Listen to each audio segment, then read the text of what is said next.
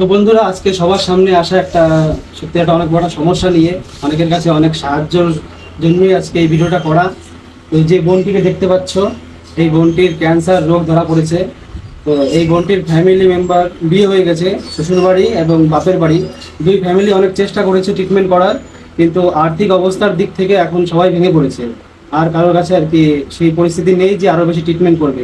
তো তোমাদের সামনে আজকে এই ভিডিওটি নিয়ে আসা, যদি তোমরা একটু সাহায্য করো, এই ফ্যামিলির পাশে যদি দাঁড়াও, যে যেটুকভাবে পারো সাহায্য যদি করো, তাহলে কিন্তু এই ফ্যামিলি মানে এই বোনটির আরো বেশি ট্রিটমেন্টটা করতে পারবে এবং কি বোনটিকে সুস্থ করা যাবে।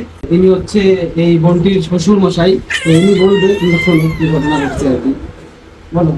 প্রথমে শিলিগুড়িতে দেখাচ্ছিলাম, তো শিলিগুড়িতে অনেকদিন দেখানোর পরে এখানে কিছু না হওয়ার জন্য হায়দ্রাবাদ নিয়ে যাওয়া হয়। হায়দ্রাবাদ থেকে সব পরীক্ষা করে নিয়ে আসা হয়, তারপরে আবার এখানে শিলিগুড়িতেই দেখানো হচ্ছে। তো শিলিগুড়ি থেকে বলছে যে একে বোম্বে নিলে ঠিক হয়ে যাবে। তাই আর্থিক অবস্থা দুর্বল থাকাতে এখন তো আমাদের সমস্যা। এই সময় তার জন্যই কিছু আমরা মানে সবাই একটু চাই যে তোমরা সবাই সাহায্য করো, যদি তোমরা সাহায্য করো তাহলে ট্রিটমেন্ট করতে পারে আর কি বলতে। আমি পেশেন্টের বাবা হবো। একটু আগে যিনি আমার বিয়ে মশাই বললেন, হায়দ্রাবাদে নিয়ে যাওয়া হয়েছিল, শিলিগুড়িতে ট্রিটমেন্ট করা হয়েছিল। সত্যিই এখন আমরা আর্থিক সমর্থন নাই, যার জন্যই আমরা এখন ট্রিটমেন্ট ভালো মতো করতে পারতেছি না। আপনারা যদি সবাই যদি আমাকে সাহায্য করেন তাহলে আমি ট্রিটমেন্ট করতে পারবো।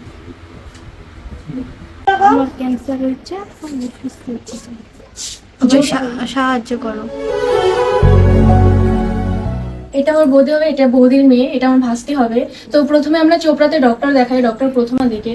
তো ওখান থেকে কিছু রিপোর্ট করতে দেয়, আমরা রিপোর্টগুলো করি, তো কিছু ধরা পড়ে না। তারপর শিলিগুড়িতে নিয়ে যায়, ওখানে কলকাতা থেকে একটা ডক্টর এসে ওনাকে দেখায়, তো উনিও কিছু ধরতে পারে না। তারপর ওনার পুরো পেটটা ফুলে গেছিলো, হাত পা। তারপর ওখান থেকে আমরা ভাবি যে হয়তো কিডনি বা লিভারের সমস্যা হয়েছে, এর জন্য আমরা হায়দ্রাবাদে নিয়ে যাই। ওখানে নিয়ে গিয়ে ফার্স্ট আমরা এআইজি হসপিটালে দেখাই, ওপিডিতে দেখাই। তো ওখান থেকে ডাইরেক্ট বলে অ্যাডমিশন করতে। ওখানে 3 ঘন্টা রাখার পর আমাদের বিল উঠাই 17,000। তো আমরা তারপর বলছি আইসিইউতে ঢুকাতে হবে, এখনই 1 লাখ টাকা জমা করতে হবে, যার জন্য আমরা ওখান থেকে নিয়ে আসি।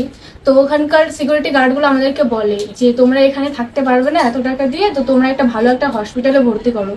তারপর ওখান থেকে আমরা গান্ধী হসপিটালে নিয়ে যাই। তো ওখানে ওনার ব্লাড টেস্ট করার পর তো দেখায় যে ওনার 3.5 ব্লাড। তারপর ওখানে আমরা 3 প্যাকেট ব্লাড দেওয়ার পর 7.5 হয়। ওখানে এমন অবস্থা হয়ে গেছিল ওনার যে মানে খাওয়া দাওয়া কিছু করতো না, কথাও বলতে পারতো না, হাঁটতেও না। তার ওখানে 3 প্যাকেট ব্লাড দেওয়ার পর ওখান থেকে আমরা যশোদা হসপিটালের মানে নার্সিংহোমের একটা ডক্টর করুণা কুমার, ওনাকে ওপিডিতে দেখাই। তো ওনাকে দেখানোর পর কিছু রিপোর্ট করতে দেয়, তো রিপোর্টে কিছু ধরা পড়ে না। তারপর আবার বলে, তখন আমরা বলছি আমরা আর কোনো রিপোর্ট করতে পারবো না, আমাদের কাছে টাকা নেই।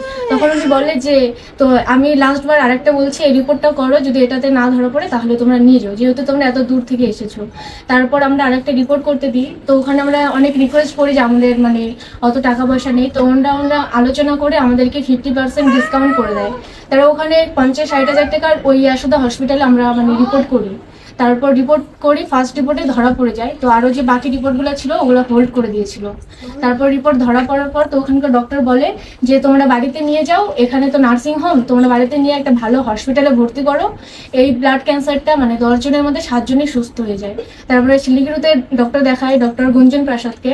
তো উনি বলেন যে আমি কিছু ওষুধ দিচ্ছি, এটা চালাও, মানে ওনার এখন যে পরিস্থিতি কেমো দেওয়া যাবে না, তারপর তোমরা বোম্বে নিয়ে যাও, তাহলে ভালো হবে।